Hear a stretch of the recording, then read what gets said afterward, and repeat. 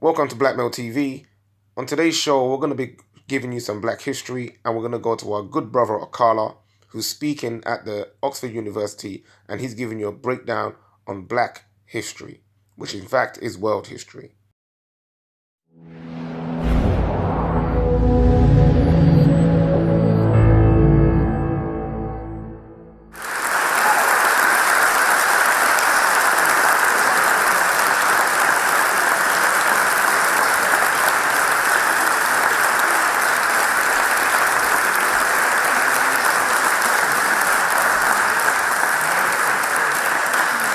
Good evening, ladies and gentlemen. How are you feeling? Yeah, good? Excellent. Now, I'm going to presume, seeing as there's not a clicker here waiting for me, that someone's going to press next slide every time I call for that. Yeah? Fantastic. Okay, so, ladies and gentlemen, the subject of the talk today being black history as the lost pages of human history. Actually, the quote itself comes from the great Pan-Africanist historian, Dr. John Henrik Clarke, who spoke about black history in this way and looked at the way in which the history of people of African descent and of Africa itself had to be functionally distorted to justify transatlantic slavery and colonialism in a way that we kind of can't fully comprehend or understand today. If we think about a time just over 100 years ago when African human beings were literally kept in zoos in London, in New York, in Paris, that gives us a sense of the strength of colonial propaganda and how deeply it had taken root in this society and others, to the point that it was actually argued by hard science, by people who considered themselves serious academics, that black people were more closely related to monkeys than to other human beings. But what we know, just as we can see today, that dishonest scholarship can be a tool for profitable foreign policy, so is the case in the past. I think a lot of the time we're led to believe that people actually believed the propaganda of the time, those scholars we're talking about. When we know, just as we can see today, people have more knowledge about what's going on in some country in Africa or Asia that we might be preparing to go to war with. So did they know more back then than we're led to believe. There was no magical time when people who really had knowledge about the world didn't know what was really going on the ground. History was distorted deliberately in particular ways, and that legacy is still with us in many ways. To the point that, even for someone like me, who I'd like to feel lots of my followers are socially engaged, know about the world, when I post pictures, I was in Zimbabwe a couple of weeks ago, this just gives you an example. When I post pictures of the capital city of Zimbabwe, Harare, and they've got skyscrapers and nice hotels and the beautiful jacaranda trees, if you've ever been to Harare, you'll know this. Nice restaurants, people are like, wow, they've got skyscrapers in Africa. I don't know if people think people in Africa still live in mud huts. I don't know if people believe, as you're going to see over the next half an hour, there was ever a time when everyone in Africa lived in mud huts. But the strength of propaganda, even for people of African origin, is still with us to that point that we have this thing called Black History Month. Now, for those who don't know, the idea for Black History Month was invented or came up with by an African-American scholar called Carter G. Woodson. He wrote a book called The Miseducation of the Negro, which looked at the way in which African-Americans had to be functionally miseducated for transatlantic slavery and then the subsequent Jim Crow apartheid to function in America. But I would take what Woodson was saying, although I agree with him one step further, and I would say that for racism to function in human society, full stop, everyone has to be functionally miseducated about the human story. And no part of the human story, in my view, has been more distorted than the history of the African continent and then its descendants. So I'm going to try and share, in half an hour, tens of thousands of years of history with you very quickly, some of the snapshots of what we should be teaching, because if we're not careful, what happens is Black History Month comes around and we do exactly what it was not supposed to be intended to do. We subtly reinforce the idea, which was argued by serious historians at one point, that Africa has no history, by teaching transatlantic slavery and Martin Luther King. And with the greatest of respect to Dr. King, brave and courageous as he was, I'm fairly sure if he was alive today, he would go spare at the idea that he was the sum total of black people's contribution to the human story. So it's important that we look at what we should be teaching during this month to correct some of these misconceptions, because people cannot be blamed for their ignorance if they are genuinely ignorant. People can be blamed if they've had a different set of information and still choose to remain ignorant. So can I go on to the first slide, please? This is where I've chosen to start the story. We could have started the story, anthropologists are still telling us, that the oldest human remains ever found are in Africa, that we are all common ancestors of the Ethiopian Australopithecus called Lucy, or Dinquinesh. But I've chosen to start the story here. For those who don't know, the Sahara was not always a desert. So it expands and contracts, in my basic geological understanding. As the rains migrated south, the Sahara expanded.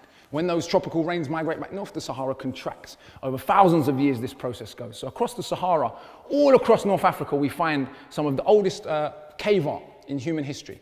Pictures like this, all across North Africa. Next slide, please.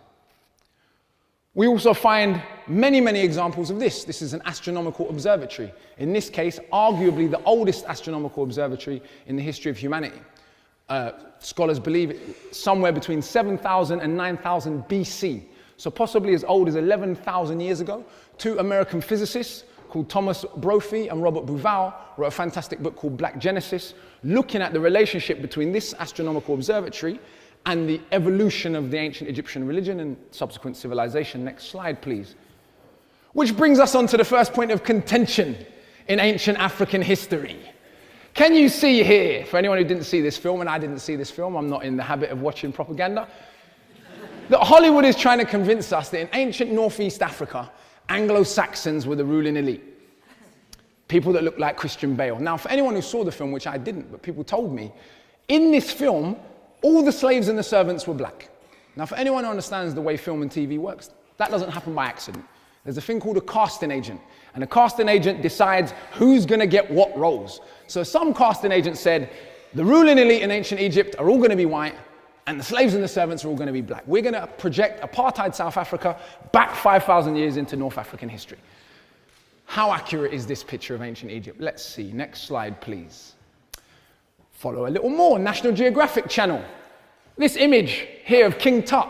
I don't know why we need a scientific reconstruction of King Tut. We have copious amounts of carvings and paintings of King Tut from his actual life, but apparently this is a French reconstruction based on his skull. This is apparently what King Tut looked like. We're going to see how inaccurate that is in a minute. On the other cover, this was an article that came out a couple of years ago called Black Pharaohs, Conquerors of Ancient Egypt. And essentially what the article said, which is the revised new propagandistic position in relation to ancient Northeast Africa, aka ancient Egypt, that black pharaohs came into ancient Egypt right at the end of the civilization in the 25th dynasty, and they conquered Egypt, and because of racism, no one's ever told their story till now. But guess what? We're here to tell you that in the 25th dynasty, 3,000 years after the founding of ancient Egypt, black people finally got involved in the game. And the only people that believe different are crazy Afrocentric black people trying to make themselves feel better. This is almost exactly what the article says, even though I'm, of course, being sarcastic. Let's again see how accurate that is. Next slide, please. Now, this is the British reconstruction of Tutankhamun, based on the same skull. Can you see that if the French and the British were both using scientific techniques, how come the British scientists came up with this, and the French ones came up with one that looks French? Next slide, please. But again, there's no need. This is Tutankhamun in his own life. We've got to make up our mind. Was he jet black or was he red? Now, if you know much about ancient Egyptian art, or even ancient Nubian art, you will know that red was a symbolic color. I don't know what it meant, and we don't know what it meant, but all throughout ancient Northeast African history, even among the Igbos in Nigeria, you find in their art, men painted red, women painted yellow. I've seen this in Nubian temples. No one's arguing that that meant the Nubians were red. Of course, there are Africans, like Somalians and Eritreans, that have a dark red complexion. They're just as African as anyone from Nigeria. But Tutankhamun clearly couldn't have been both red and black. So we need to figure out which one he was. Next slide, please. Now, no one disputes these invasions. Okay? When we talk about who the ancient Egyptians were, there's consensus that Egypt has been invaded over half a dozen times. I haven't even included in this list the Ottoman invasion, I haven't included the French or the British invasion, that all came after this. But the Arab invasion in the 7th century of the Common Era, then the Vandals, which is where the word vandalism came from, because they was a bit mad, to use the technical term. That came in the 5th century. They are German people. Then the whole of North Africa, not just Egypt, was a Roman province. Before that, Greek, before that, Persian in 525 BC. At the most conservative estimate, ancient Egyptian history, pharaonic kingship, begins in 3100 BC. I say most conservative because I don't actually agree with that chronology, because my teacher, Robin Walker, big shout out to the OG, taught me that there's reasons to disagree with that chronology. But nonetheless, if we go with the most conservative estimate, can we see that the Persians still got to Egypt 2,500 years after the founding of ancient Egyptian kingship? So who was living in Northeast Africa prior to all of these invasions from people that are not from Africa? Well, let's see. The ancient Greeks saw the ancient Egyptians for themselves.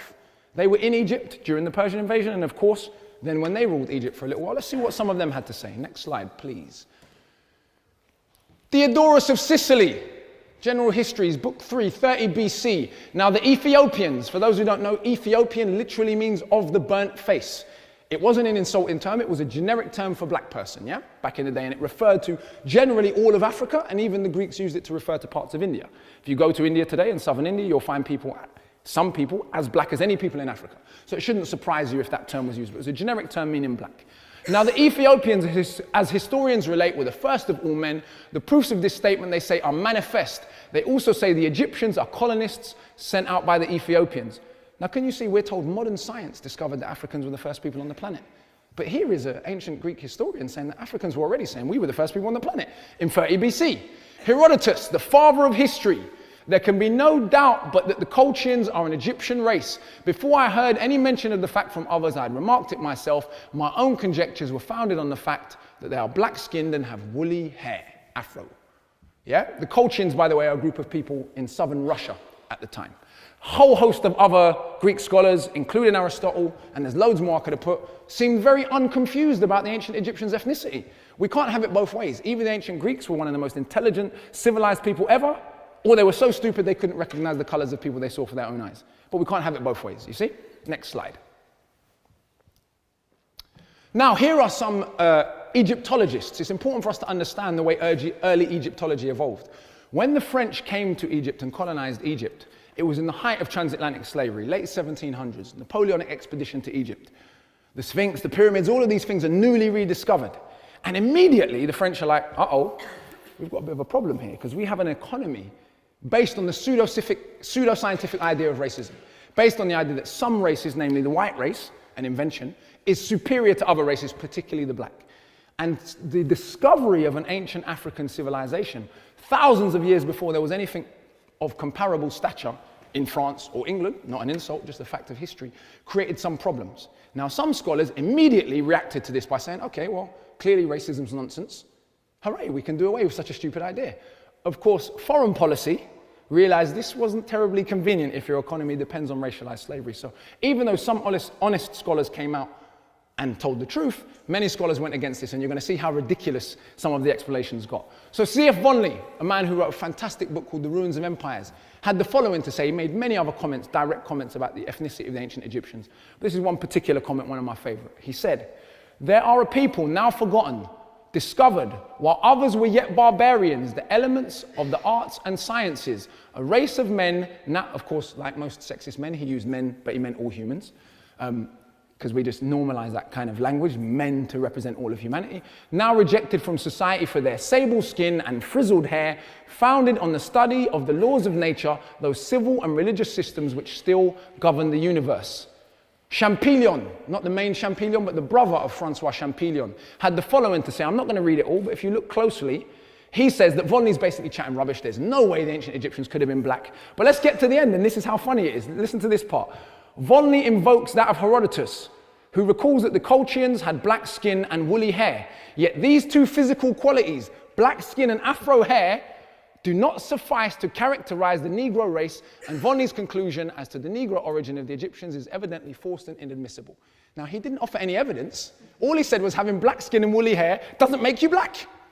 And if we go back into the racial science of the day, you will understand that it was actually argued by otherwise intelligent people that there were two races of black people. There were Negroes and there were Hamites.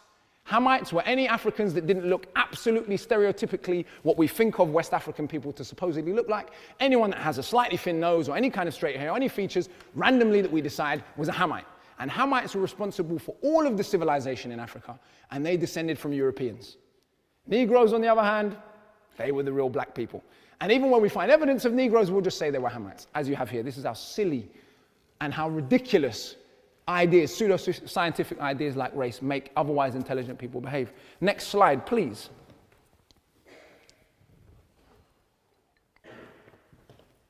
Again, two early Egyptologists saying very much the same thing. Egyptian civilization is not Asiatic, but African in origin, of Negro origin. However paradoxical this may seem, we are not accustomed, in fact, to endow the black or related races with too much intelligence. So Professor Abiy Amelou straight away hit on what the issue was.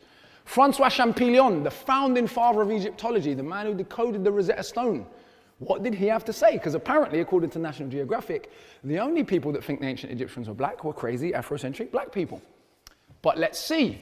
The Egyptians belonged to a race quite similar to the Kenuas, I hope I'm pronouncing that correctly, or Barbarous, present inhabitants of Nubia, Sudan. In the present Copts of Egypt, we do not find any of the characteristic features of the ancient Egyptian population. The Copts are the result of crossbreeding. Seems normal when a country gets invaded. There's interbreeding. The people that live in America today are not representative of the ancient indigenous Americans for the most part. Even though those people still live there, the average citizen of New York does not look like the average American 500 years ago. With all the nations that successively dominated Egypt, i.e. the Greeks and Romans, it is wrong to seek in them the principal features of the old race. And I could go on ad infinitum of Egyptologist after Egyptologist who, even if they felt compelled to racially abuse the ancient Egyptians, which many of them did, some of the art historians talk about how can you ever say their carvings are nice when they're so obviously Negro. Many of them, scores of them, are like, well, obviously they were black. That's why they were uncivilized. So Egyptologists were presented with this real problem. Either ancient Egypt was civilized and European, or uncivilized and African. And very few of them acknowledged that it was both highly civilized, highly technically advanced, and also African, but a few of them did. Next slide, please. This is the first pharaoh of ancient Egypt.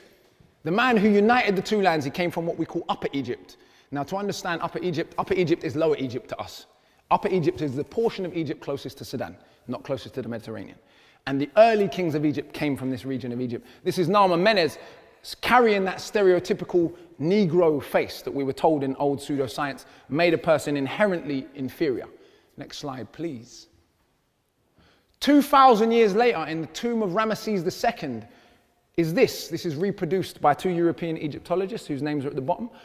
And this is what we call today the portrait of the races. This is how the ancient Egyptians in 1200 BC, so 2,000 years later than the founding of their kingdom, saw the different groups of the world, according to the hieroglyphics. Figure A is the ancient Egyptians as they saw themselves.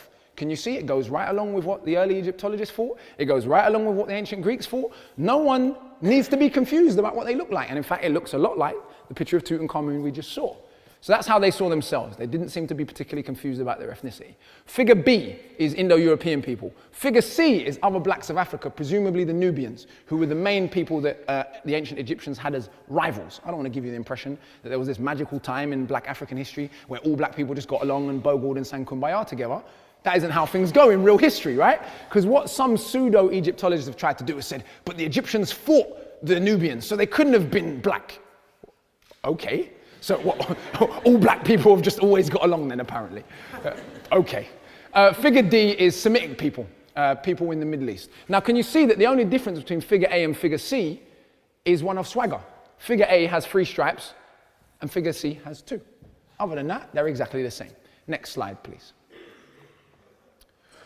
Now, what you'll notice a lot with ancient Egyptian carvings, and I don't believe it's quite ever got to the bottom of who was behind this all, but we have to understand this in context.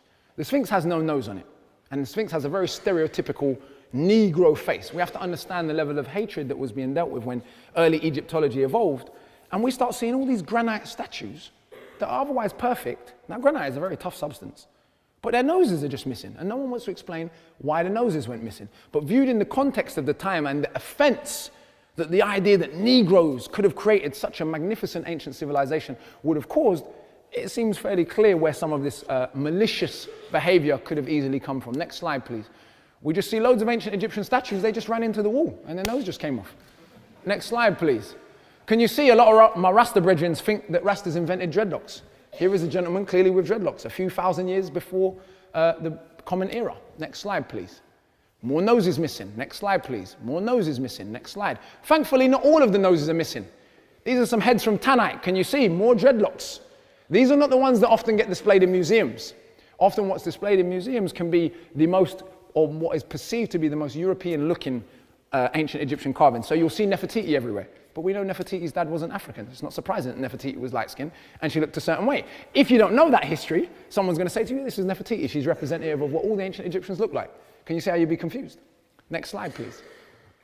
And of course, let me be clear, that's not me saying the ancient Egyptian population was in no way mixed. That would also be ridiculous. Ancient Egypt was a mega civilization. Like any civilization, it would have attracted immigration, it attracted invasions several times in its history. I'm not saying every single ancient Egyptian had totally jet black skin, because there's no way for me to know that. What I'm saying is, they definitely didn't look like Christian Bale. This is the Pharaoh Doza. Next slide, please. This is the Pharaoh Khufu. This is the gentleman for whom the Great Pyramid was commissioned.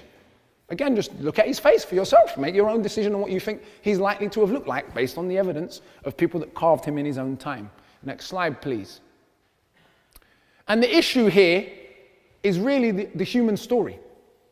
In the Enlightenment, the idea that Europe had basically been responsible for everything positive in the entire human story, as ridiculous as that may seem to us now living in the 21st century, with the return of Chinese power, with the Indian mission to Mars, with all of these things that are going on, and it's clear how much the world is changing before us, it should be fairly obvious to anyone with half a brain that no one group of humans is responsible for everything wonderful that's ever happened, or all of scientific progress, or all philosophy.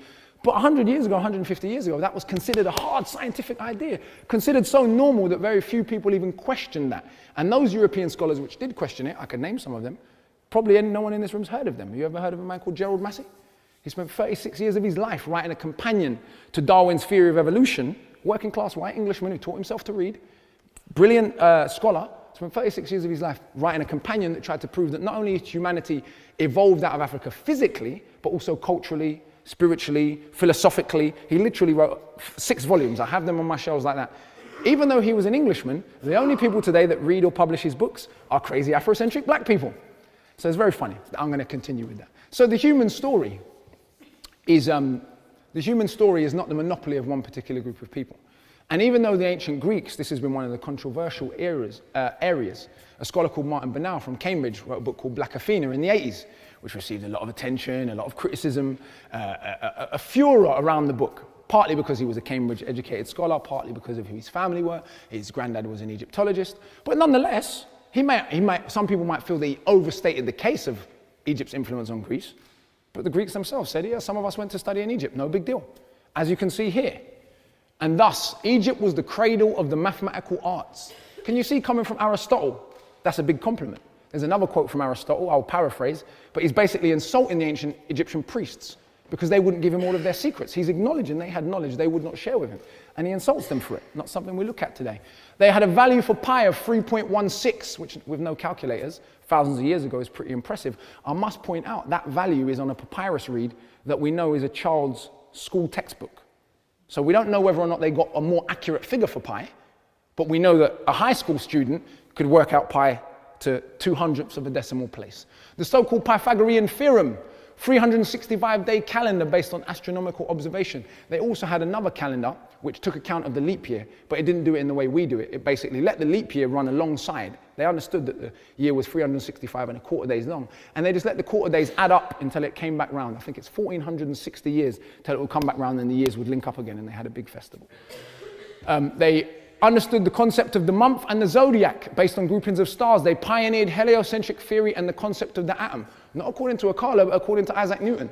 So if you've got beef, take up the beef with Isaac Newton. They knew of the planets Mercury, Venus, Mars, Saturn, and Jupiter, calculated and predicted lunar eclipses, medical specialization.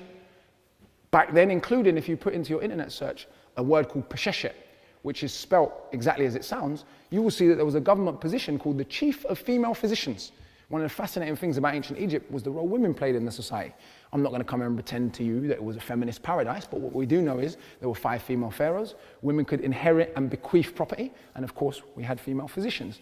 Medical specialization, shipbuilding and expeditions, copious amounts of literature in poetry and prose has survived. There is 3 great volumes of ancient Egyptian literature published by a scholar called Mary Lichtenheim.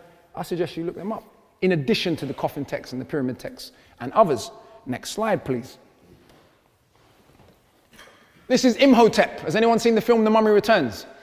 Can you see that this real Imhotep doesn't look much like the Imhotep in The Mummy Returns? And he is quite arguably the first polymath, the first multi-genius recorded in human history. The same 2 American physicists I mentioned earlier, Thomas Bouval and Robert Brophy, or Robert Bouval and Thomas Brophy, I always get their names confused. They wrote a book on Imhotep's work. But he designed the oldest pyramids still standing in Egypt, the oldest medical books in human history. He wrote, of course, someone may have wrote medical books before him, but the oldest surviving we have. So we could properly call him the father of medicine. We currently call Hippocrates the father of medicine, but Hippocrates was born 2,000 years later. Next slide, please. But I don't want to give you the impression, as some people try to, that ancient Egypt was all that happened in Africa. And even some, people considered Afrocentric can overstate the case and act like ancient Egyptian civilization, impressive as it was the only civilization that occurred in Africa. It wasn't even the oldest kingdom in Africa. The oldest kingdom in Africa would be in what today, that we know of, would be in what today is Sudan, a place called Kutsul. They call it the land of the bow. About 2 to 3 centuries before the rise of ancient Egypt, just as you can see, it concurs with what the ancient Greeks said about ancient Egyptian civilization coming from inner Africa, concurs with many other forms of evidence. At a place called Kutsul, there was the first kingdom, recognized kingdom in Africa, and it had many of the symbols that would later go into Pharaonic Egypt. So it was in many ways a precursor to Pharaonic Egypt. But there have been many stages of civilization in Sudan that started before and proceeded to after the fall of formal Pharaonic civilization. So if we fast forward a little bit, next slide please, and again, we see pyramids like this. I've been here. There are more pyramids surviving in Sudan than there are in Egypt, 223 in all, though they are not as old as the ones in ancient Egypt. These are of a later date. These ones are from about 100 BC. Next slide, please. Then if we go forward, there was a Christian empire in Sudan. This is a reconstruction by a Polish archaeologist of a Christian church from 1000 AD rather. Yeah, again, pretty impressive. Based on the remains, this is what it would have looked like. Next slide, please. Fast forward to Ethiopia. Now this, I always show people this and I usually ask, what is unusual about this building? But we haven't got time for the quiz. It usually takes people a little while to figure it out. But it's not technically a building. It's a carving. The architect and the builders of this 800-year-old church have dug down into the ground and carved the building out of the mountain. Next slide, please. And that's what it looks like inside. Can you see that's quite impressive for 800 years ago? Quite beautiful. Next slide, please. This is a stele, weighs 450 family-sized cars, the equivalent of 300 tons. We don't actually know how 2,000 years ago, people in Ethiopia managed A, to carve this block of granite, and B, to get it to stand up without a crane. And can you see, if you look closely, it's imitating a multi-story building.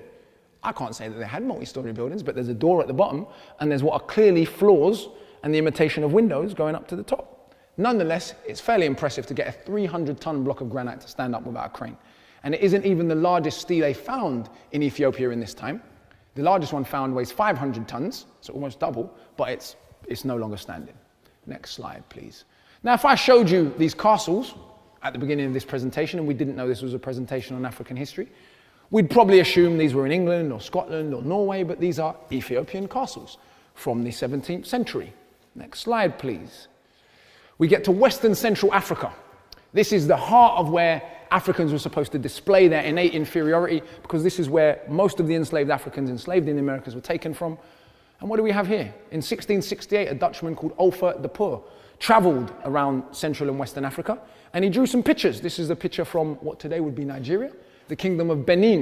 In 1668, you can see the procession of the king. You can see multi-story buildings in the background. And if you look really closely, even though it's quite small for some of you at the back, you can see the city in the background. It has a wall around the outside of it. This wall, the Great Wall of Benin, is in the Guinness Book of World Records, 1974 edition, as the largest earthworks carried out prior to the mechanical era.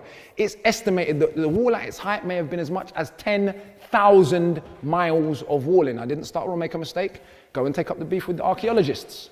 Next slide, please. This is the city of Luango in the Kingdom of Congo. Same year, drawn by the same guy. We can see clear evidence of urban planning, straight streets, terrace housing, multi-story buildings, again a wall around the entire outer city with gates in it. This particular state was almost like a sort of early client state of the Portuguese. For 2 centuries they'd already been trading at this point ivory and pepper with the Portuguese, and this empire had an embassy in Rome during this period. Not something we learn about or taught about too tough. Next slide, please. This is the city of Agades in the Empire of Songhai, which would be in the country Niger today. This city at its height, this is again drawn by a European traveller called Dr. Henry David Bath, had 70,000 people living there in the 16th century. 20,000 to 30,000 people lived in London in the 16th century. So that gives you a sense of how quickly history can evolve. London was the largest city in the world 150 years ago in terms of population. It isn't even close to that today. So that gives you a sense of how quickly a major metropolis can become not the big metropolis anymore, and how a Western African city can have been bigger than London, and of course not be the case just a few centuries later. It wasn't the largest city in Western Africa at the time. The largest empire in Western Africa, or there were 4 concentric empires rather. The Empire of Ghana, which today would be in the country Mauritania, but is where the country Ghana takes its name. Then Mali, which the Empire of Mali at its height spread all the way from Senegal deep into Mauritania, 1,500 miles across, probably the most wealthy empire in African history other than ancient Egypt. And according to even mainstream scholars like Felipe Fernandez Armesto, the richest state in the 14th century world. This is one mosque/university from that empire. This particular one is the Grand Mosque of Djenné. Has anyone ever heard of a place called Timbuktu? Now, did anyone else think Timbuktu was a made-up place when they first heard of Timbuktu? I know when I was young, I thought Timbuktu was a made-up place. Turns out Timbuktu was a real place, and there's a university still standing in Timbuktu in the ancient Malian Empire, but there's good reason why we think of Timbuktu as being magical, as we're going to come to a little bit later. In the Malian kingdom, there are still 750,000 handwritten manuscripts surviving. 750,000 to this day, containing all kinds of information. Now, one of them was brought to the attention of the world by Michael Palin in a BBC program called Sahara. And he basically says, I'll paraphrase here, but he says this document, which is from the kingdom of Mali at the time, clearly shows the phases of the moon. The problem with it is that it's 150 to 200 years older than the birth of Galileo and Copernicus. So it makes us think about the entire history of science in an interesting way. Again, that's not me saying that, that's Michael Palin saying that. If you've got beef, take it up with Michael Palin. Next slide, please. South and Eastern Africa. This is what they call Great Zimbabwe, one of over 100 stone courts across southern Africa. Let's go on to the next slide. I've been here. I thought it was a bit narcissistic to include my holiday photos, so I didn't. But no, go back, please. But this outer wall is 100,000 tons of granite bricks held together without any cement. It was built in the year 1335 AD by the Shona people of Zimbabwe. Again, I have to emphasize that most of the kingdoms I'm showing you, at some point or other, some scholar somewhere argued they were not built by Africans, and this was no exception. For a long time, people were like, could have been anyone, the Chinese, Arabs, Lebanese people, Europeans, aliens, anyone but Africans. Eventually they gave up, and they was like, all right, yeah, the Shona probably built it. The most likely explanation is that the people that lived there maybe built it. Next slide, please. This is a door. Now, can you see, if your front door looks like this today, life's all right for you. You're probably doing quite well. You're probably quite wealthy. This is a 700-year-old East African door from Zanzibar, from what we call the Swahili Confederacy. So there was a collection of city-states almost that spoke the language Kiswahili in East Africa that were part of a semi-global trade network. They traded with the Middle East, with India, far afield as China and the Javanese Empire. There's a fantastic book by a woman called Janet Abu Loghold called Before European Hegemony, and it looks at the semi-global system of trade between East Africa, the Middle East, India, and China at the time. And the wealth of this kingdom was part of the product of that semi-global trade system. Next slide, please. This is a house from the period. Now, can you see that other than the mold around the door, that could be a 1920s Art Deco house? And according to English Africanist scholar Basil Davidson, who's been there, I haven't been there, but this is what the writing here says of him investigating that. These houses, of course the houses of rich people living in this time, contain good internal sanitation. Next slide, please. This is a reconstruction of one of the main palaces from 1300 AD in what today would be Tanzania. Can you see the swimming pool? There was 100 rooms in here. Yeah, 1300 AD palace in Eastern Africa. Next slide, please. And then we get onto the image of black people in early Europe, which is something that's contentious because we are almost taught, even if subtly, if you watch, as I do for my sins, if you watch a TV show like Game of Thrones, even though you know it's not real history, it's still going in. And you watch Game of Thrones, and the only time black people pop up in this narrative that's supposed to sort of loosely be the human story, again, is as slaves. That isn't an accident. The casting director decided we're going to have black people and they're going to play the slaves. And, we'll get some brown people, Middle Eastern people, and they'll play Dothraki savages that eat hearts. Someone asked for that to be the case, and that's how that happens. So if you're a young person growing up and you imagine a medieval world, you don't imagine people of African descent necessarily having participated. How do I know this? When I teach Shakespeare at schools, which I often do, and I read a passage from Othello, or I read sonnets 127 to 142, where Shakespeare clearly refers to someone who's black, but everyone's avoiding that, right? Children have actually said to me, but sir, were there black people in Shakespeare's time? And they don't realize what they're saying. People in this country, in an advanced, developed, wealthy country, because they don't realize that they don't conceive even of Africans having ever existed at that time in many ways. But let's see what was actually going on in Europe. It's a gentleman called Saint Maurice. Saint Maurice was part of the Theban Egyptian legions of the Roman army. He became saint in Christendom. These are carvings of Saint Maurice, or paintings of Saint Maurice rather, from 16th century Germany. Next slide. Again, next slide. Different saint.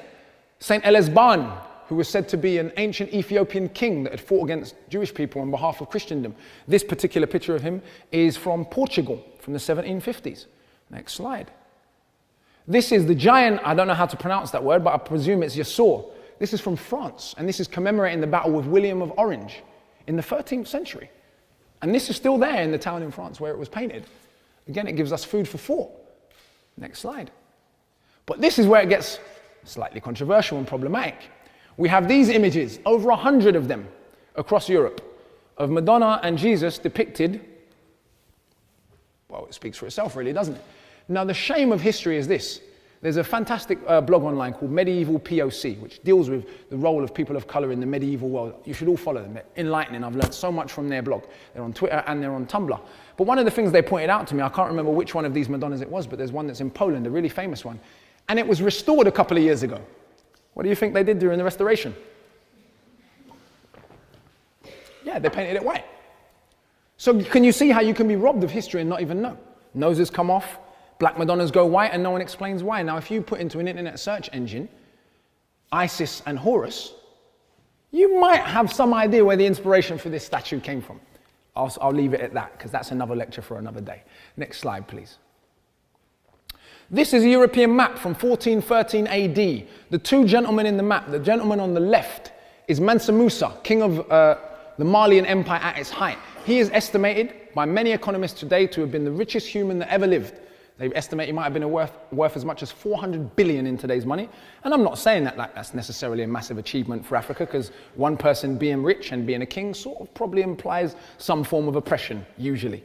But as far as kings go, Mansa Musa was said to have been a fairly decent king who gave away a lot of money, gold, to poor people, particularly on his pilgrimage to Mecca. He gave away so much gold in Egypt that it took 10 years for the price of gold to return to normal. That's how much gold he gave away in Egypt. And part of the mythology about Timbuktu and about this wealthy black kingdom was a result of Mansa Musa's pilgrimage to Mecca and all of the rumors that spread around the world, and particularly around Europe at the time, that was going through the plague and the Dark Ages and all kind of other madness, while Mali was fairly rich.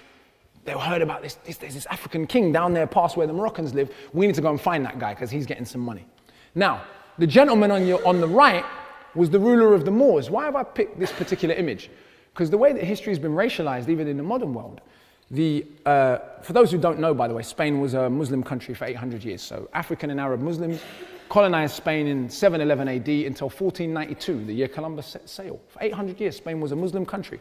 No one thinks to teach us that in school. But because there was forms of race-based slavery in the Islamic world, some of the scholars have deliberately kind of distorted the history and said the only role of black people in the Islamic world, full stop, and even in Moorish Spain, was as servants and slaves, and that same history has come into play in that world, even though we know, because we have copious pictures, hundreds of pictures, I've just shown you Saint Maurice, which also means more, of rulers, of people in every position, clearly depicted as black. One only has to read Shakespeare as a fellow, and it becomes very clear that who Shakespeare had in mind when he was describing Moorish people. We know that there were 4 main dynasties in Spain, and the two of the major dynasties, the Almoravid and the Almohad, were what we call Berbers. If you go to Africa today, you'll see that there are Berbers that are all kinds of mixes. The Tuareg people, for example, some of the blackest people in Africa, are Berbers, as are much of the population of Morocco. So even that history has been deliberately distorted to paint away some of the role of black African people in the Islamic world. Next slide, please. Now, this is the most contentious and controversial part of the lecture. And this is the part where I think there's some room to have some fun and for us to contemplate things that are considered outrageous. A scholar called Ivan van Sertima wrote 2 books. One called They Came Before Columbus, and one called Early America Revisited. And both of these books, but particularly the first one, received a lot of criticism and a lot of praise. It was a very polarizing work, because he suggested that Africans sailed to America before Christopher Columbus. Now, I've read a lot of the critiques of his work, and I'll be honest with you, most of the critiques I've read to this point, and I'd be happy to see a better one, have either just lied about what he said. They've said that he said all the Olmecs were Africans. He never said that. They've said that he said Africans civilized Native Americans. Who would say such a racist, idiotic thing other than a racist idiot? He never said that. He never said that Africans founded Olmec civilization. These are all things that people said he said, and even put in quotation marks in their articles, because they knew people were not going to read Van Sertima's work. Once you labeled him a crazy Afrocentric black person, even though he's half Native American, didn't matter, job done, people were not going to read his work. Then some other critiques that I've read around his work just deal with partial pieces of the evidence in isolation and say, see, therefore he's wrong. But if you view one piece of evidence in a case in isolation, you're not building a whole case. So I'm happy to see a better, more rounded critique, but until then, I'm going to present to you some of the evidence he presents in his book. You can decide for yourself, based on the evidence in his books, if you think the position that he's put forward is rational and sensible, not based on our bias and the ridiculous idea that Africans couldn't have sailed across the ocean, but based on actual evidence. So some of the evidence he put together, shocking as it may seem, were 13 different European witnesses, including Columbus and Columbus's son. The names are all up there. You can go and check the book, check his references, who talked about seeing Africans when they got to America. Columbus particularly doesn't talk about actually seeing them himself. He talks about the indigenous people of Haiti giving him some spears that they said they traded with black people that came from the southeast. He takes them back to Spain. They're examined by the Spanish metallurgist, who concludes they were the same as the spears they were trading with Guinea. One of these scholars here, the Frenchman, Captain Calhert, explicitly refers to the Africans he saw in Panama as Mandingos, which were the people of medieval Mali. So 13 different Europeans. African oral tradition in the Malian kingdom says that King Abubakari II left, he abdicated the throne with 200 ships to sail to the great continent to the west. There are 2 contemporary Arabic documents from Egypt that tell the same story of King Abubakari II abdicating the throne and sailing to the great continent to the west. None of this conclusive yet. But here's where it gets really sticky. The Smithsonian Institute found 2 skeletons that they concluded, based on anthropological examination, to be African tropically adapted skeletons at Hull Bay in St. Thomas, dated from 1250 AD. Gets a bit problematic. On an island just close to that, they found an ancient African writing system, which I'm about to show you, called the Tifinagh script, which originates in Libya, but was also used by medieval Malians. Modern voyages on ancient crafts, so 3 different European scholars rebuilt, first of all, ancient Egyptian ships, then medieval African ships, and then one guy even sailed, the last guy in that list, Alan Lombard, sailed across the Atlantic in a raft with no supplies, just a fishing rod, and he caught rainwater. So the Atlantic is not particularly hard to cross. We know that Columbus was sailing down the coast of Africa trying to get to India, and he got caught in these currents. To assume that it's impossible for an African fisherman to have made the same mistake, let alone a royal fleet of 200 ships, seems a bit strange to me. I don't know why we would assume that. And then things got even more controversial. In 1992, the female scientist who developed the test to test hair for drugs, so that test that people still use, if you're a football player, or if you're an athlete, or if you're a prison person, they want to see if a prisoner, and they want to see if you've been taking drugs, they examine the proteins in your hair, and they can see what kind of drugs you've been taking. The woman who developed that test in 1992 found cocaine in the stomach of Ramesses II. And she was so shocked by what she found, because she knows that cocaine comes from America, she tested and retested and retested, because she knew she was going to get loads of stick. Then she tested Sudanese mummies and found the same thing, and read what she said. She got hate mail, people cussing her, people were just like, what are you talking about, you're an idiot. A woman whose scientific prowess is there, is there to be attested to, but what she discovered was so upsetting for some people that she was hated on by people who, of course, are nowhere near as scientifically qualified as she is. Botany and oceanography and ceremonial and cultural correspondences between some of the stuff we're seeing in Africa and in the Americas. For example, Bart Jordan, a famous mathematical genius, child genius, who was so bright that he was given a public audience with Albert Einstein when he was just a child. This is how mathematically genius the gentleman was. He'd done a study of African pyramids, of ancient Egyptian pyramids, and Mesoamerican pyramids. According to him, not according to me, I'm not on that level mathematically. According to his study, he's like, they have to have been related, because the complex mathematical relationships to particular planets like Venus that these pyramids are built around, there's just no way. He was like, it's impossible that you would get that correlation without some sort of relationship. Again, if you have an issue with it, take it up with him. I don't have the answer, but next slide. So, here we have in Mexico, in 800 BC, cane rows. No big deal, till we turn the face round. How do we explain a face like that turning up in Mexico in 800 BC? Now, I would put it to you that if this was an overtly Chinese face, or a face that looked like a Viking, we wouldn't even have to have a debate. Everyone would be like, well, it must mean, based on one face, the Vikings must have gone to America. How could you have an obviously Viking face in America unless there was Vikings there? Yet we can have a face like this, and people can honestly look at this and say, it's impossible that people of African heritage could have gone to America. Okay, and not all the Olmec heads look like that. I want to restate again, Van Serten was very clear. Not all of the Olmec heads were Africans. So pointing out that some of them don't look like Africans is irrelevant, because he was very clear that many of them are obviously not African and Native American. Next slide, please. This is the Tifinagh script that I was talking about from Hull Bay in St. Thomas. Sorry, the Tifinagh script is not in Hull Bay. It's on, does say there, Bottom Reef Bay in St. John's in the US Virgin Islands. So same collection of islands. And if you read what it says, it actually talks about ablutions. So not only is it an ancient Libyan script that we know medieval Malians used, but it makes an explicit Islamic reference. And we know that kingdom was Islamic at the time. Next slide, please. This is Mali at its height. I just wanted to show you to get a sense of just how massive it was. 1,500 miles across. And again, according to even mainstream historiography, it's now accepted that this was probably the richest state in the 14th century world. So to suggest that the richest state in the 14th century world wasn't capable of building ships and sailing the ocean seems a little odd to me. Again, I'm not saying you have to accept all of this evidence. I'm saying all I want as a counter-argument is evidence. I don't want prejudice and bias, which is what I've seen from a lot of the scholars that have counteracted Van Sertima. These carvings are from Panama and Mexico, from the 1300s. The member of the German royal family called Professor von Hottenau, who helped Van Sertima write the book, has over 100 of these carvings. They were tested by a process called fermioluminescence, which I don't scientifically understand, but apparently it's a way you date museum artifacts. Before the German museum would buy them, of course they wanted to know they were not forgeries, because some people even said, he forged them all these carvings. And then they were tested before the German museum would buy them, and they were originally owned by a member of the German royal family. How do we explain carvings like this turning up in Mexico in the 1300s? And again, and again, and again. This is my favorite one. That is a handsome face, that one, isn't it? Let's be honest. If someone's got a more logical explanation than that people that look like this were present in Mexico, I'd love to hear it.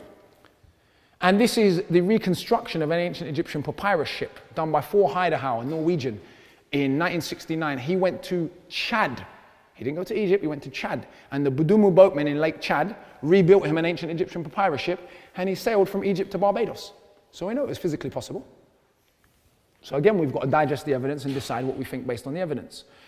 Until then, I'm going to agree with the American head of the Smithsonian Institute that was part of the archaeological team. In fact, he was the head of the archaeological team that digged up the Olmec heads. He said the following, and I will read it word for word. He said, Van Sertima's work is a summary of 6 or 7 years of meticulous research based upon archaeology, Egyptology, African history, oceanography, geology, astronomy, botany, rare Arabic and Chinese manuscripts, letters and journals of early American explorers, and observations of physical anthropologists.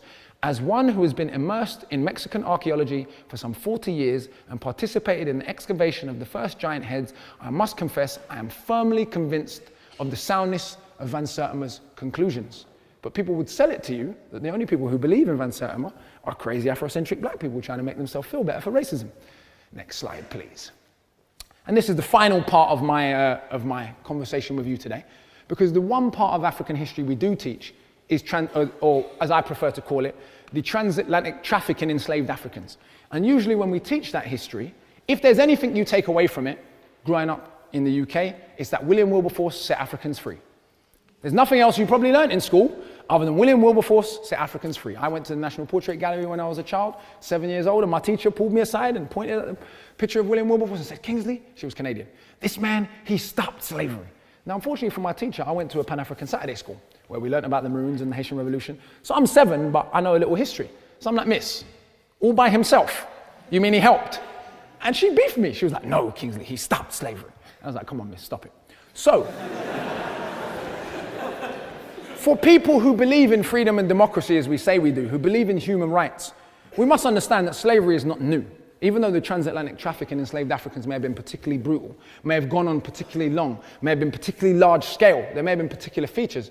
Ancient Greece had slavery, ancient Rome had slavery, there was slavery in the Middle East, there was forced servitude in certain African empires for sure, right? Slavery is not a new thing in human history, but only once in the whole history of humanity that I know of, and that I've ever been able to find in history, have enslaved people overthrown the government and become the government themselves. Now, surely for anyone who genuinely believes in freedom and democracy and human rights, and we talk about the march toward democracy, what could be more democratic than getting rid of slavery? We want to cheer for abolitionists, but we won't cheer for enslaved people who freed themselves and became the government. For those who don't know what I'm talking about, between 1789 and 1804 in Haiti, the enslaved Africans in Haiti defeated the 3 major European empires of the time at war and declared themselves independent and the first nation to abolish slavery. I know our Prime Minister wants to keep repeating while he's visiting Jamaica that everyone in Jamaica should remember Britain's role in abolition because Britain was the first country to abolish slavery. But 1804 comes before 1807. It's just basic arithmetic. Next slide, please. Some of the leaders of the Haitian Revolution. Again, one of the fascinating things about history is how sexist history is, even revolutionary history. So most of the leaders we know, even from black revolutionary history, are always men. Yet we know in the Haitian Revolution, from Toussaint Louverture's own mouth, a gentleman we're going to get to in a minute, that 30% of all the fighting troops in the Haitian Revolutionary Army were women. Given that 2/3 of the people enslaved in the Americas were men, that means women were absolutely fully playing their role in the army. This is one of the leaders, Cécile Fatiman. She was what we call a voodoo priest, and her and a man called Dutty Bookman, who was also a voodoo priest and a Muslim. He was a former Maroon in Jamaica. He left Jamaica, he came to Haiti. In 1789, they staged a ceremony that was really what we see as the formal part of the Haitian Revolution. We have to understand there were hundreds of rebellions throughout transatlantic slavery, which is normal. You try to kidnap people and their children and enslave them, they're going to rebel. It's normal. And the only way to maintain slavery was through terrorism. And we can go through whole catalogues of the kinds of terrorism that we used. But in 1789, Bookman and Fatiman started a ceremony that kicked off what would become the only successful slave revolution in human history and lead to the defeat of the three major empires in Europe and the breaking of the back of the transatlantic traffic forever.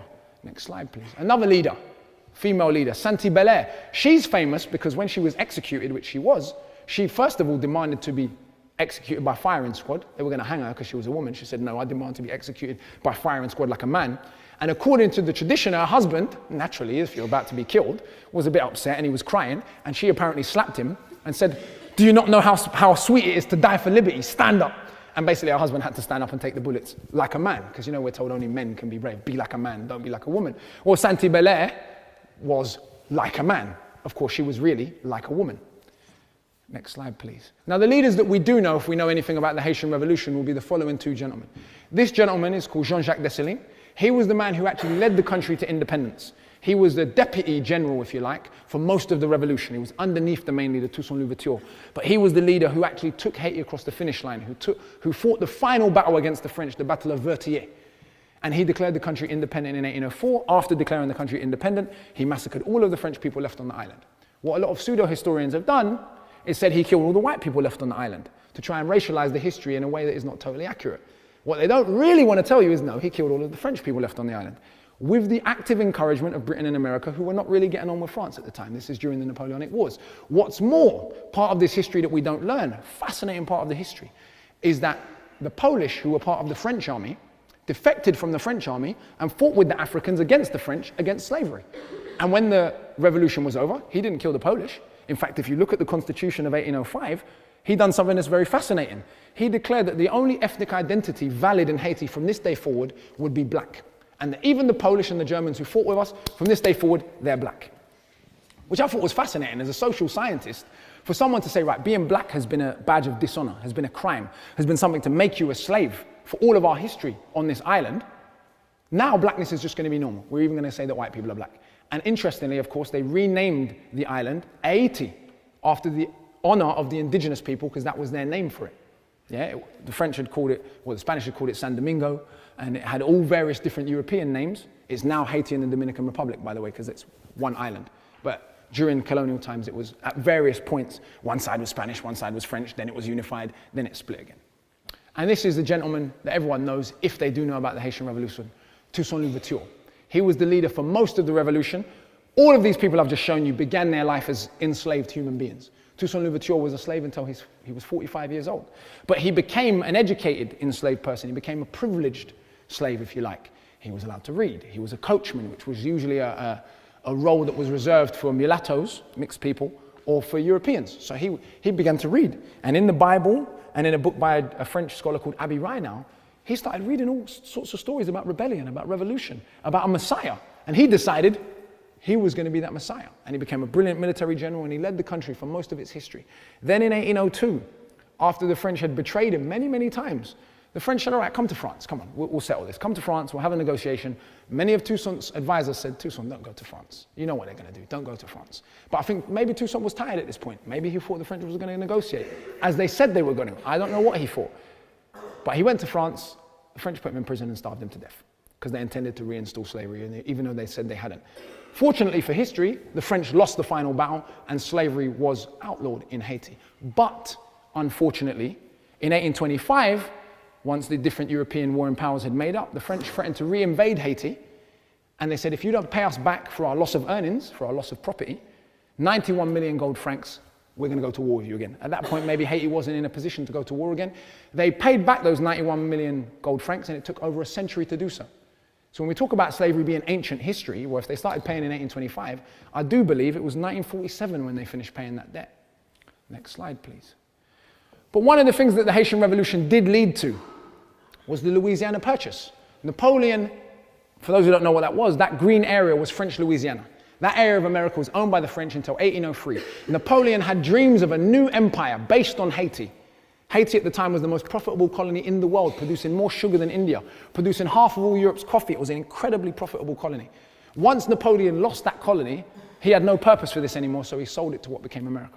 So the Haitian Revolution, and revolution on a tiny little island of enormous hemispheric importance, of enormous human importance, yet we don't learn about it. We've got to make up our mind. We're either for freedom and democracy, and we're going to celebrate movements for that, or we're not. We can't cheer for abolitionists because their efforts would have been worthless, with the greatest of respect to them, without the revolutions that were going on in the Caribbean, and we can demonstrate that. 1804, Haitian Revolution ends. Oh, magically, 1807. Britain has an epiphany and says slavery is bad and outlaws the transatlantic traffic. Finally, slavery itself was made illegal in Britain in 1834, or in Britain's Caribbean colonies, 2.5 years after the largest rebellion in Jamaican history. Well, what do you know? Isn't that a coincidence that the dates are always so close? 60,000 enslaved Africans in Jamaica under a man called Sam Sharp burnt down half the plantations in Jamaica, killed a whole bunch of slave masters. 500 of them were hung in revenge, but nonetheless, slavery, the back of slavery in Jamaica, in Haiti and elsewhere had been broken. There was no use for it even anymore. And of course, it wasn't central in many ways to Britain and other more industrialized countries' economies at that point. But again, that's another debate for another day. That's not to say there were not genuine abolitionists in this country, and they shouldn't be remembered. They absolutely should. But to remember abolitionists without remembering hundreds of thousands of people who physically shed their blood to free themselves seems a little bit hypocritical to me. Next slide, please. The last slide I'm going to show you for the evening before I put up a bibliography and we open up. This is the Citadel. This is a military fortification that was built in Haiti within the 15 years after it declared itself independent. I think it's incredible that a group of people who began their lives as enslaved human beings were able, for a brief period until they were extorted again, to build monuments like this. Though I must be honest to history and not romanticize history, the guy who took over, Dessalines, the man I showed you, was assassinated, by the way. When the revolution ended, he made the mistake of kind of trying to institute some kind of socialist measures in Haiti. He said to the other elite black and mulatto leaders, he said, listen, we've got all this property now. We're rich now. We've inherited what the French used to have. I think we should redistribute this property to the people who won the revolution, to the poor people, to the enslaved. The other leaders were like, no thanks, and they murdered him. And the gentleman who took over was a bit of a despot. He may have been black, but he was a black despot. And so we know that many, many Haitians died building this. So I don't want to come here and be romantic and pretend that everything was all wonderful once the revolution was won, but I am putting this up to say that I do think it's incredible as part of the human story that a group of people who'd lived most of their lives as slaves were able to construct something like this, notwithstanding, of course, the brutality that underpinned it. Here's a very brief bibliography for some of the information that I put up tonight. We'll leave this up as we open up for questions. But again, I just want to provoke you with that food for thought and look at how can we fully understand the human story in this globalized world if we don't have any real sense of major parts of it? And especially in a country like this that is becoming increasingly multicultural, especially in the city I'm from, somewhere like London, can we really justify having a curriculum in the 21st century that teaches us more about Henry VIII killing his wives than it does about, say, for example, the Peterloo Massacre? Something probably many people in this room may not have even heard of. Yeah, the Peterloo Massacre, for those who don't know, because history is, of course, not distorted just along lines of race, as I've already pointed out. It's distorted along lines of gender, but also lines of class.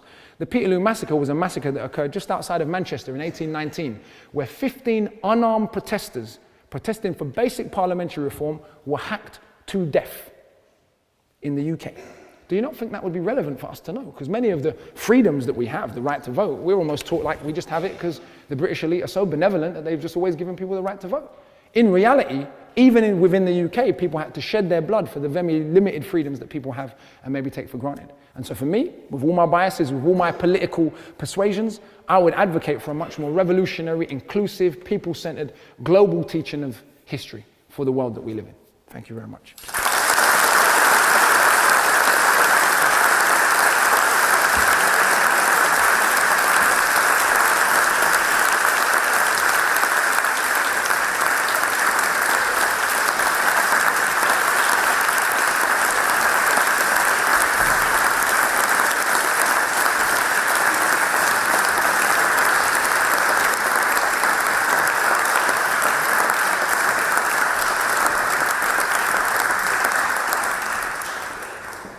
Thank you very much, Akala. That was fascinating. Thank you. What do you think is the most effective way for us to replace our whitewashed version of history with a more balanced picture that includes black history? Is it by people like you kind of going around talking to as many groups as possible, or would you like to see the entire school history curriculum rewritten? Well, I think it's important to understand. For me, I think the dichotomy of black and white can be a dangerous territory where we get into just focusing on that dichotomy rather than realizing that we need an overhaul, in my view, but again, this is based on my biases and the way I view the world. We need an overhaul generally, depending on what we want the outcome to be. I don't think we should be naive. History isn't distorted by accident. What's on your curriculum isn't chosen by accident. When you watch the news, there is an editor for the news, someone who decides what will and won't make the cut. Similarly, with the design of a curriculum, someone decides what will and won't make the cut. I'm saying, based on my view of the world and what I'd like to see, I would love to see a more people-centered curriculum, full stop. In London, we have, particularly London, but UK as a whole, we have people from all over the world. We have people from every reach of the British Empire, yet no one's ever explained to people that live in this country, particularly working class people that maybe feel displaced, where all these people from India and Ghana and Nigeria and Barbados and Jamaica came from. They just came out of thin air after World War II. All of these people who we've got no idea where they came from just descended upon Britain. And if we look at the row around immigration at the moment, that's still how a lot of it is conveyed. And no one ever says, well, actually, we used to own their country and they fought for us in a couple of world wars, aside from building our economy. And actually, when my grandmother came here, she was a citizen of the British Commonwealth, traveling from one part of the British Commonwealth to another. So for me, I don't think it's just about the inclusion of black history. Personally, I think a campaign to do that would be misguided and wouldn't win. I think it's the inclusion of global history because we live in a globalized world. And if we want our children to be able to function in a world where they might need to speak Mandarin, which is a very real economic possibility, you can see our government kissing up to China right now, right? Then we might need to teach them some things about the world. If we want to raise people that might want to go and work in Senegal or Mauritania or India, we're going to need to raise people with more awareness. But also for me, it's about human relations and it's about a reduction of conflict. If we have an understanding of the relationship between different cultures historically, I don't think we would be so quick to support wars, to support unjust foreign policy, to view people as less than ourselves. We'd be more warm to other human beings. So absolutely, I have an agenda. I'm not coming here, I don't believe in objectivity. I think it's a made up, nonsensical idea that I can transcend my upbringing, my class, everything I've been through and just speak on behalf of Bangladeshi women because I'm so objective. No, if I want to know what Bangladeshi women think, I'll ask a Bangladeshi woman. So I am totally projecting my agenda and I own that up front. But for me, I would like to see not just black history, but world history taught. But I will add that for me, my passion for learning world history came from Pan-African Saturday School. So as a young Afro-Caribbean child growing up, if I had swallowed the Eurocentric curriculum that told me black people's only role in the human story was, first of all, as being slaves, then getting set free by William Wilberforce, and then the civil rights movement in America, I probably wouldn't have had very much pride in my own identity. Luckily, I didn't swallow that curriculum because I went to a separate Saturday school that Caribbean people set up in the 1970s. There was a big movement in the 70s where Caribbeans set up Saturday schools to teach black history, but also to teach maths and science, and to improve on what they felt was a racist curriculum, but also the way their children were being dealt with in the schools. I was a lucky recipient of some of that knowledge, and it meant that I didn't feel inferior to what I was being taught. So I could engage with Shakespeare or Newton or Plato, because I didn't feel intimidated by that, because I didn't feel that people like me had never contributed anything to human progress. So if we don't teach that history, many people can come to the world or come to world history with an inferiority complex that is unjustified and unnecessary. Thank you. We're going to open up to questions from the floor. If you'd like to ask a question, please put your hand up high and wait for the microphone to come round to you. Could we start with the gentleman in the third row over there?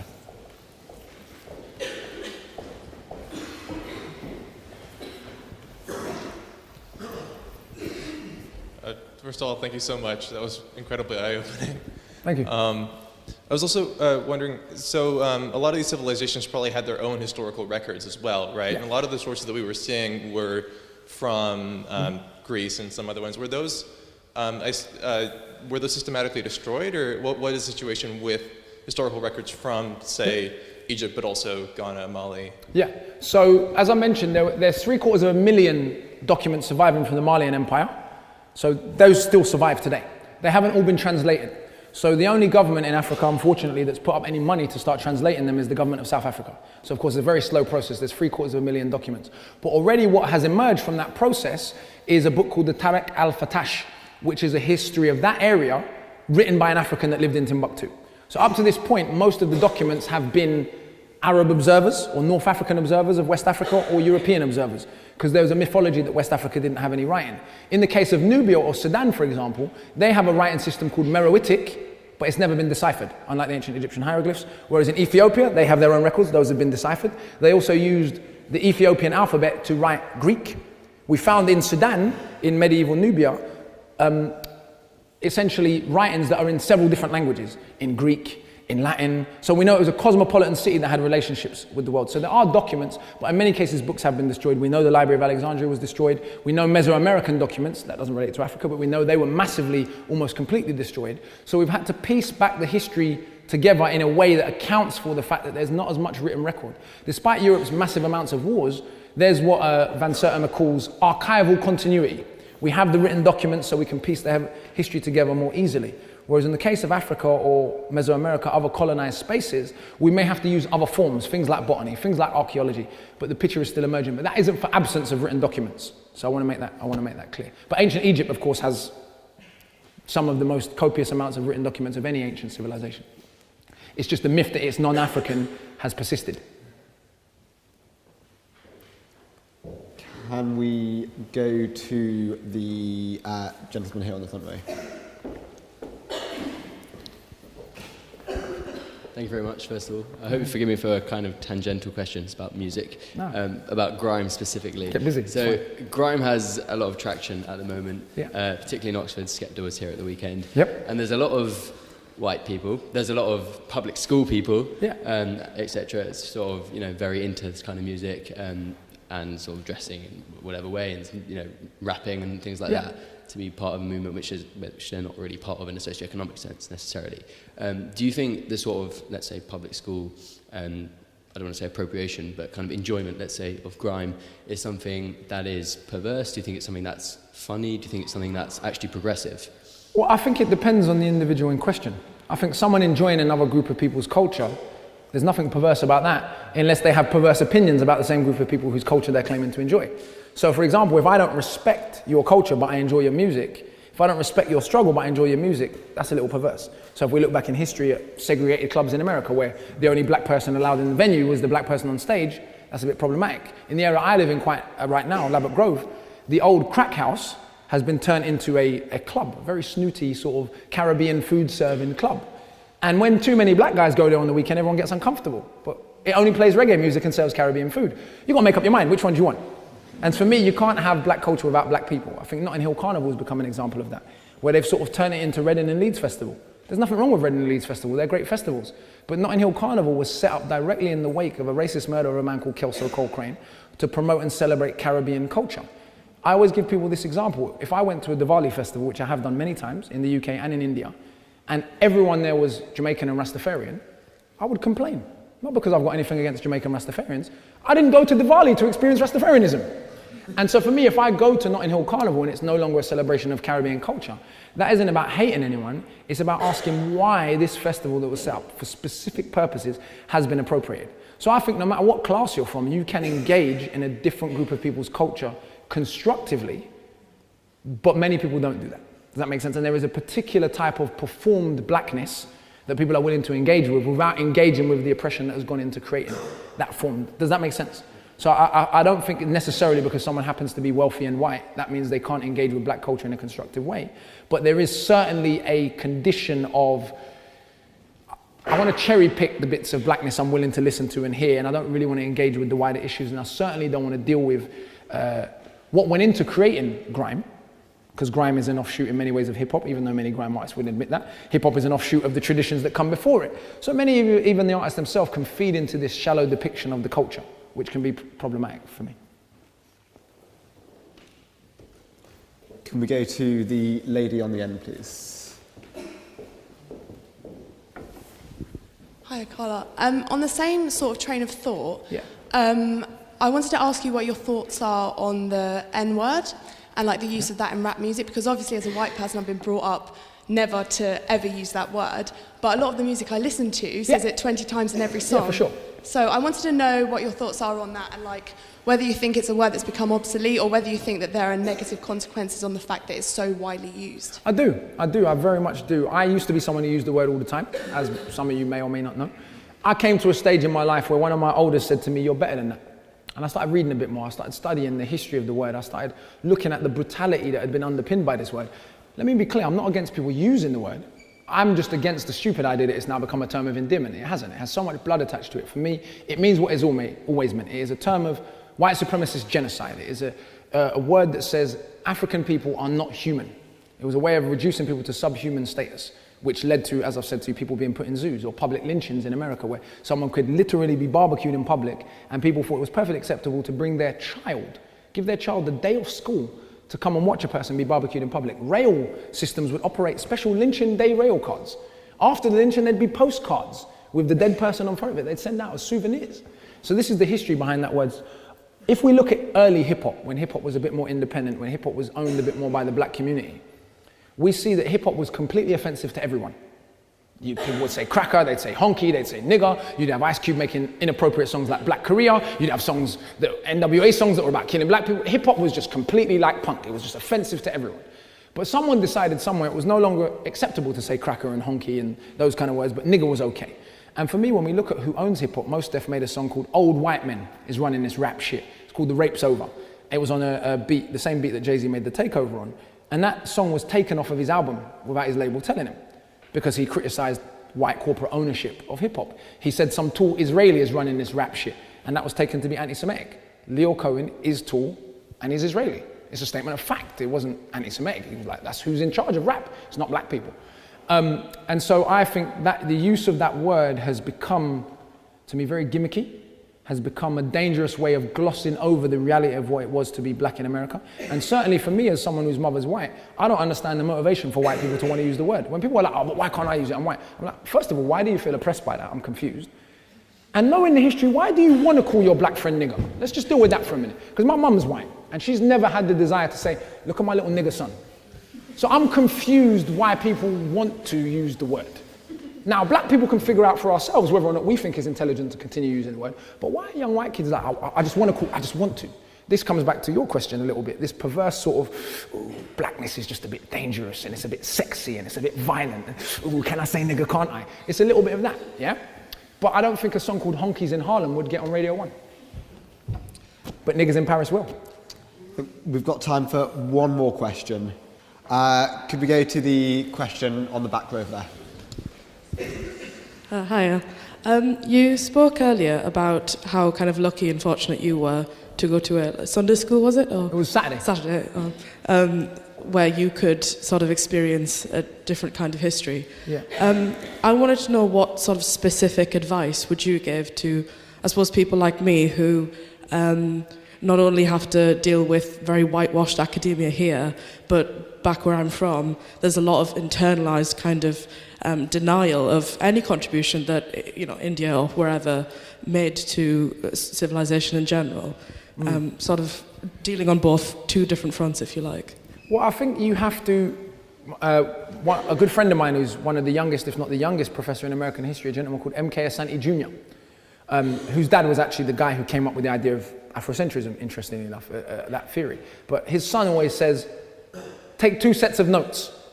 You live in the world you live in. I don't want to come here and pretend to you that I'm all depressed and everything. Everyone has a struggle. Even to be brought up in a culture that, let's be clear, to be brought up in a culture that teaches you are ethnically exceptional and then have to go to school with a Ghanaian kid who's cleverer than you is difficult.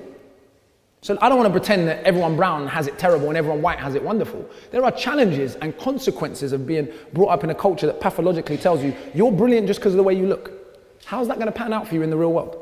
It doesn't pan out so well. So I don't want to give the impression that it's all one-way traffic in that sense. If we look at suicide rates, if we look at uses of drug addiction. I grew up in working class inner city Afro-Caribbean London. I've never been to a party and seen people take heroin or cocaine. I'm not saying people don't sell cocaine or take cocaine, but you will never go to a party in Harlesden and see tables full of cocaine and ketamine and all those kinds of hard drugs that I see when I go to festivals that are problematic in a way, right?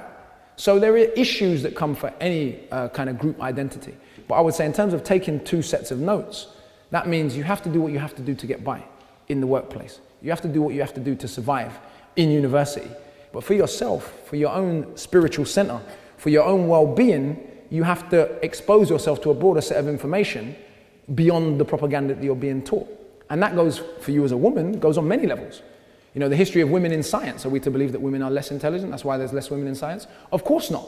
And when countries like Iran and India are producing more female scientists than the UK as a percentage, we have to ask ourselves why. Because all we hear about gender relations of those countries, by the way, the Indian mission to Mars, a lot of the scientists who worked on it were women.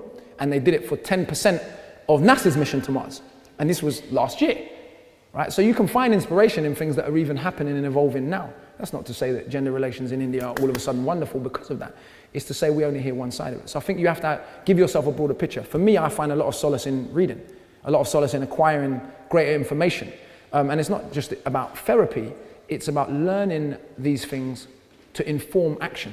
As Dr. John Henrik Clarke says, and I'll close with it, history is a map which tells people where they have been and where they must go. History is a clock on which people tell their cultural, political, and socioeconomic time of day. So history is not just to navel gaze and say our ancestors were great, but we're not. Ah, well. It's to say, oh, this is the history, as Europe does right now. There go Greece, Rome, Enlightenment, 21st century. If you pick up a violin tomorrow and you want to learn classical music, they're going to take you to 14th century Florence. Whereas if you're a rapper, it's very unlikely that anyone's ever told you the connection to West African Malian griots, their relationship to jazz, then blues, then reggae music, and giving you that sense of continuity because it's broken history. And that's what I'm interested in rebuilding. So take 2 sets of notes.